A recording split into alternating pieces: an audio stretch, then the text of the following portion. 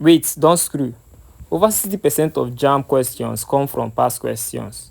Let me prove it. Today I'll solve 10 government past questions that are likely to come out. Please, if you're coming across this channel for the first time, don't forget to hit the like button and subscribe to this channel. The first question we have today says, which of the following is a primary attribute of a state? Which of the following is a primary attribute of a state? Option A, the police and armed forces. B, population, territory, government and sovereignty. C, federal, state and local government.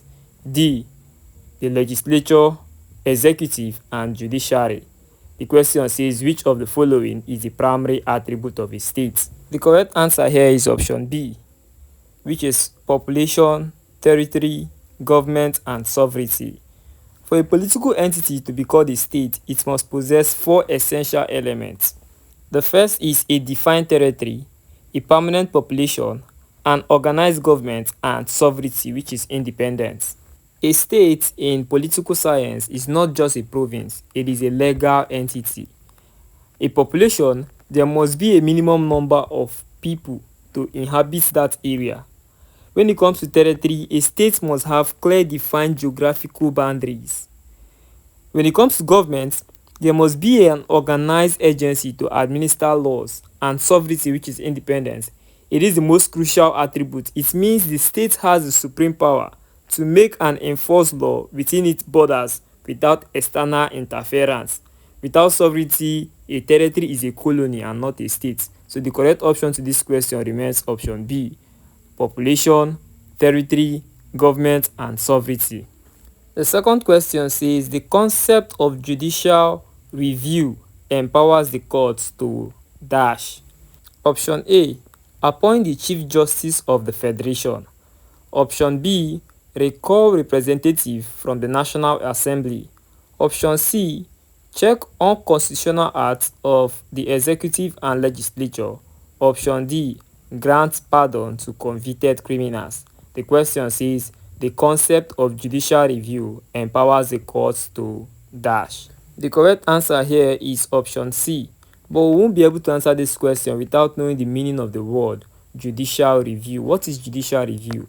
It is the power of the courts to examine the action of the other 2 arms of government and declare them null and void if they violate the Constitution.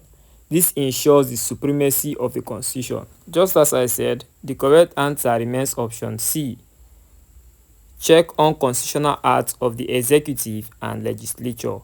The judicial review is a product of the rule of law. It allows the judiciary, which is the court, to act as the guardian of the Constitution. If the National Assembly passes a law that contradicts the Constitution, or if the president issues an executive order that exceeds his power, the court can declare such an act null and void. Now we'll move on to the next question, question 3. Please, if you're coming across this channel for the first time, don't forget to hit the like button to this video and also subscribe. Now, in a parliamentary system of government, the head of government is the dash. A, president, B, monarch, C, prime minister, and D, chief whip. In the parliamentary system of government, the head of government is the dash. The correct answer here is option C, prime minister, and not option E, the president. Now, in the parliamentary system like Nigerian's First Republic, there is a dual executive. The head of state, which is the president or monarch, performs ceremonial duties like greeting foreign dignitaries and all that. The head of government is known as the prime minister. He is the actual chief executive who chairs the cabinet and directs government policies. He is actually the leader of the party and has majority in the parliament. Now here's a quick tip. Please note, if you have your pen and paper, that in a parliamentary or cabinet system, power is split between A, the head of state, often ceremonial, and a head of government, which is the prime minister, who exercises real executive power. So just note that in parliamentary system, power is split into 2. One, the head of state, and the other, the head of government. Now we have the fourth question here.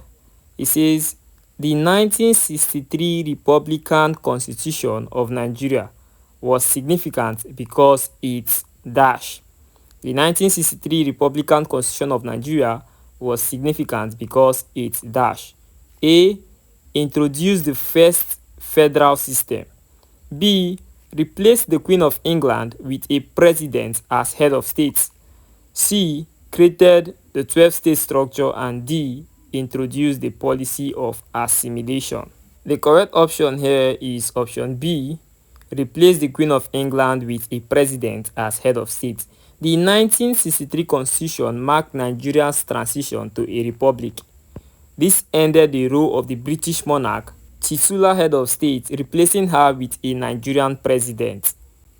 Although Nigeria gained independence in 1960, the Queen of England remained the Queen of Nigeria and head of state. The 1963 Constitution served this final colonial link. It created the office of the president, who replaced the governor general. Then, Dr. Nnamdi Azikiwe became the first ceremonial president under this constitution, making Nigeria a republic. So the correct option there remains option B. Replace the Queen of England with a president as head of state. Now we have question 5 here. It says, under the feudal system, the nominated class of laborers is known as dash. A. Proletariats. B. Serfs. C. Bourgeoisie. And D. Elites. Under the feudal system, the dominated class of laborers is known as dash. The correct answer to this question is option B. Serfs. In feudalism, society is based on land ownership. The serfs are the peasants who work the land owned by the lords in exchange for protection. We can as well say that feudalism was a social political system based on land ownership. Now, the lords are the people who own the land, and the serfs, they were the laborers bounded to the land. Unlike slaves, they couldn't be sold away from the land, but they were forced to give a portion of their crops and labor to the lords in exchange for protection.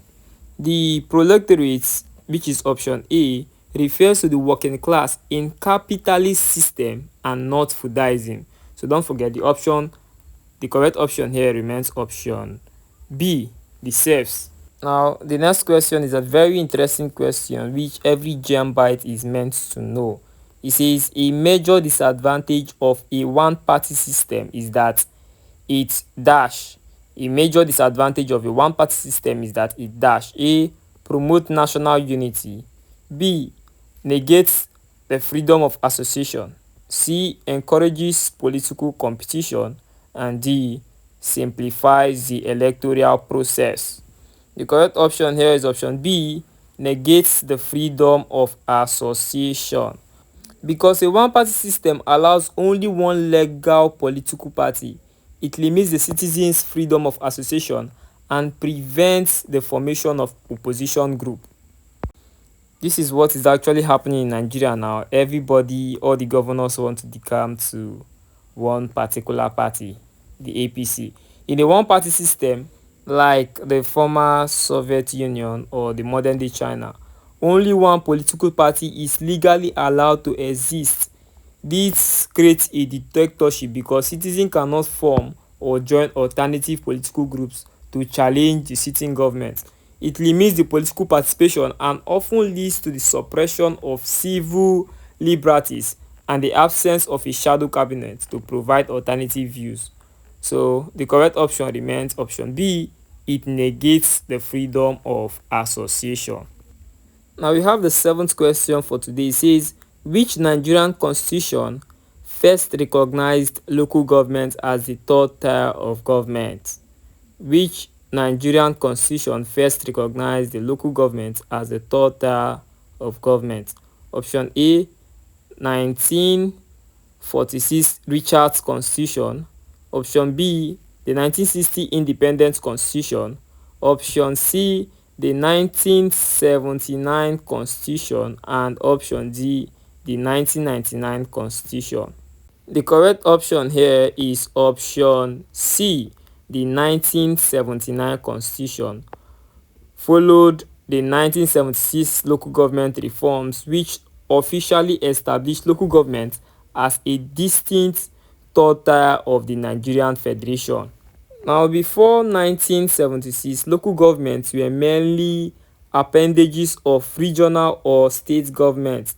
The 1976 local government reform, later enshrined in the 1979 Constitution, standardized local government administration across Nigeria. It gave them a specific share of the federation account and recognized them as the third tier of government, theoretically autonomous from state control. So the correct option here is option C, the 1979 Constitution. The next question: power differs from influence primarily because power is A. persuasive while influence is directive, B. coercive while influence is persuasive, C. arrogance while influence is corruptive, and D. legal while influence is illegal. The correct option here is option B, coercive while influence is persuasive. Now, we need to know the concept of power. What is power all about?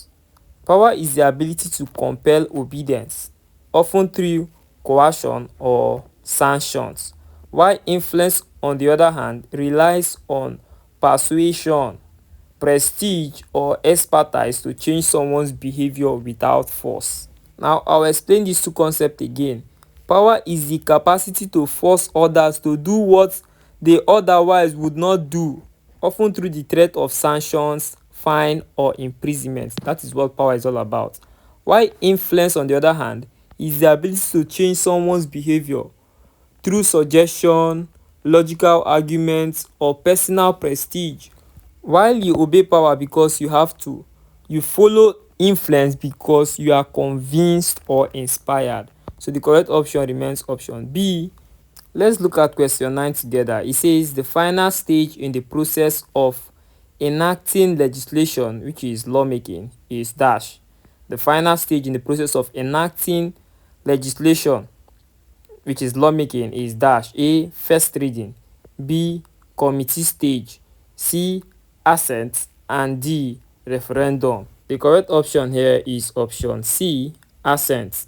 Now, a bill only becomes a law after it has passed all readings in the legislature and received the assent, which is the official signature of the president or the governor. Now, a bill goes through several stages. The first reading, which is the introduction, the second reading, which has to do with debate on principles, and the committee stage, where they have to scrutinize the bill very well. It also has the report stage and the third reading, which is the final vote. However, it does not become an act or law until it received presidential assent. Now, if the president refuses to sign, the legislature can override the veto of the president with 2/3 majority votes. So they have to conduct a poll there in the legislature, and if 2/3 of the total number of persons present wins, then they can pass it to law or an act. Now, this is the final question for today. It says the main function of the civil service is to dash. The main function of the civil service is to dash. A. formulate political parties' manifestos. B. interpret laws for the judiciary. C. implement government policies. And D. conduct general election. We'll answer this question very straight and simple, straightforward. The correct option there is option C, implement government policies. That is the main function of the civil service. While politicians make the law and decision, the civil service is the administrative body of experts responsible for the day-to-day implementation and execution of these policies. Also note that civil servants are permanent, non-political professionals like doctors in public health or clerk in ministries, while politicians, the executive, they formulate policies and the legislature make laws. The civil service is the engine room that carries them out. They provide continuity in government. Now, when a government is voted out, the civil servants remain to ensure the state keeps functioning. So the correct option there is option C, implement government policies. Now, these are the exact pattern JAMB repeats. If this video helped you or you enjoyed the class, please don't forget to like, subscribe and share with a friend preparing for JAMB. I'll see you in the next class. Please stay tuned.